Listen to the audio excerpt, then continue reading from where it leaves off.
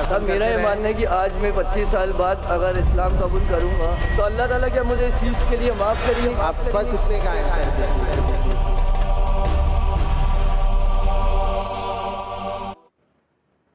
इस्लाम की फ़ितरत में कुदरत ने लचक दी है।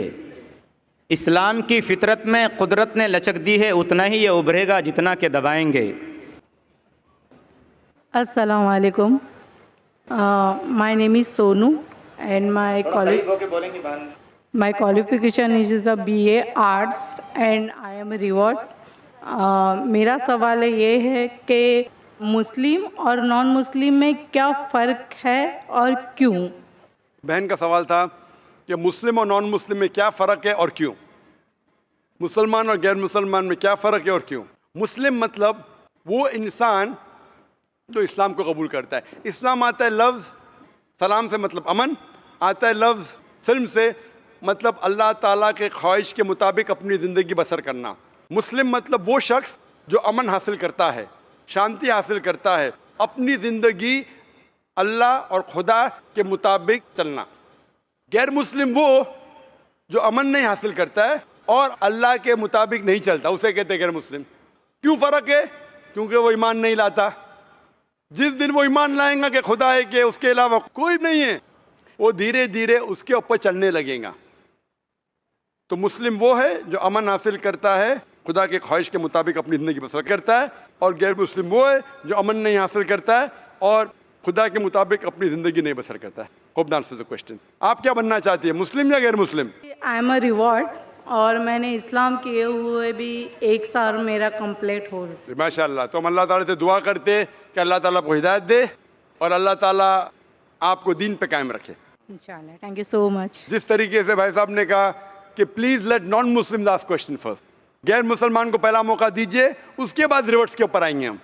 अल्लाह ने दीन दे चुका है, ईमान दे चुका है, हम उनको मौका देंगे जो गैर मुसलमान है। गैर मुसलमान के सवालात ख़त्म होने के बाद हम रिवॉर्ड को देंगे।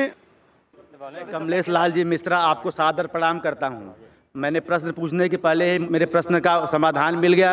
ईश्वर अल्लाह तेरे नाम मैं अल्लाह से प्रार्थना करता हूँ कि आप इसी तरह से हमारा मार्गदर्शन करते रहें और हमें हिंदी में कुरान पढ़ने के लिए दे दी जाए। नमस्कार। माशाल्लाह। भाई साहब ने कहा कि उनके सवाल का उत्तर मिल चुका है, जवाब मिल चुका है। भाई साहब आप मानते हैं खुदा में?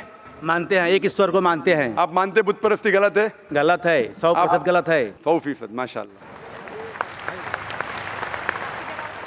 आप मानते हैं कि मोहम्मद सल्लल्लाहु अलैहि वसल्लम आखिरी पैगंबर है? मैं सर पढ़ा नहीं हूँ कुरान, उसके बारे में जानता नहीं हूँ, लेकिन एक ईश्वर में मैं विश्वास करता हूँ और आपके बाणी में भी विश्वास करता हूँ। किसके बारे में? आपके बाणी में। मैं ईश्वर से प्रार्थना करता हूँ कि आप इसी तरह से हमारा मार्गदर्शन करते आप रहें। मेरे बारे में, आप जो मैं कहता हूँ मेरे में विश्वास करते, मैं कहता हूँ कि मोहम्मद सल्लल्लाहु अलैहि वसल्लम आखिरी पैगंबर है, आप विश्वास करते हैं? आप? मैंने पढ़ा नहीं है। मैंने प्रश्न किया आपसे कि मुझे कुरान हिंदी में दे दी जाए। बिल्कुल सर, मैं कुरान आपको दूंगा, लेकिन मैं ये पूछता हूँ, मैं अगर कहता हूँ कि मोहम्मद सल्लल्लाहु अलैहि वसल्लम आखिरी पैगंबर है, अब आप इसमें मानते हैं क्या नहीं? संत दरस को जाइए तज माया अभिमान, ज्यों ज्यों पग आगे बढ़े कोटि निजज्ञ समान। मैं संत आपको तब मानूंगा जब मैं कुरान पढ़ूंगा और उससे समझ लूंगा, फिर मैं आपको संत मानूंगा। मैं आपके बारे में ये नहीं कह रहा हूँ कि आप माने कि मुझे संत हूँ, मैं ये नहीं कह रहा हूँ कि मैं संत हूँ।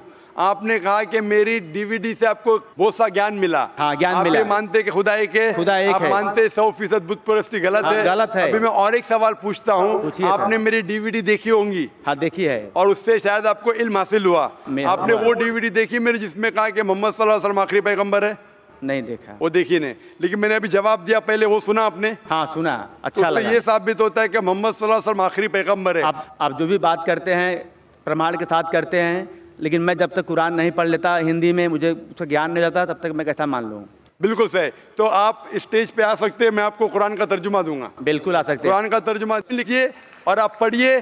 पढ़ने के बाद जब आप संतुष्ट हो जाएंगे, इत्मीनान हो जाएगा, तो इंशाअल्लाह आप अपने मुंह से भी कह सकते हैं।